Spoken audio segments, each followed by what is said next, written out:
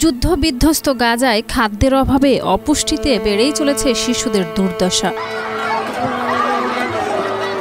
চলমান সংঘাতে সবচেয়ে বেশি ক্ষতিগ্রস্ত হয়েছে অপ্রাপ্তবয়স্ক ফিলিস্তিনিরা। তীব্র অপুষ্টি আর অনাহারে বাড়ছে মৃত্যুর সংখ্যা।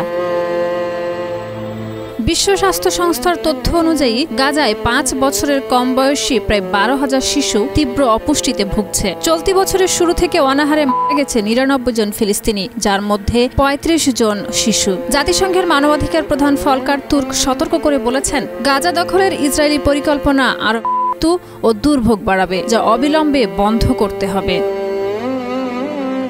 এই পরিস্থিতির মাঝেই ইসরায়েলের নিরাপত্তা মন্ত্রিসভা গাজা পুরো দখলের অনুমোদন দিয়েছে। কালার এক্সপার্ট, জর্জ স্যাপ এবং মাইল্ড অন হ্যান্ডস টেকনোলজি সমৃদ্ধ অরিক্স ক্রিস্টাল ওয়াশ আপনার আল জাজিরার খবর অনুযায়ী ৮ই আগস্ট গাজা সিটিতে ইসরায়েলি সেনারা আগ্রাসন চালায়। এতে নারী, শিশু সহ বহু প্রাণহানি ঘটে। বিষয়টি গাজার স্বাস্থ্য মন্ত্রণালয় নিশ্চিত করেছে।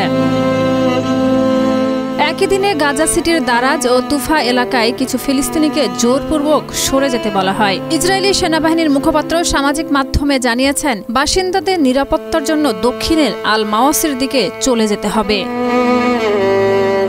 জার্মানি ইসরায়েলের সামরিক সরঞ্জাম রফতানি স্থগিত করেছে। চাপে পড়ে তেল আবিব বলছে, গাজা দখলের লক্ষ্য নয়, বরং সেখানে শান্তিপূর্ণ সরকার গড়া লক্ষ্য। তবে ফিলিস্তিনি রাষ্ট্রদূত ও স্থানীয় বিক্ষোভকারীরা যুদ্ধ ও তা বন্ধ করার দাবি জানিয়েছেন। বন্দীদের মুক্তি এবং যুদ্ধ থামানোর দাবিও উঠেছে।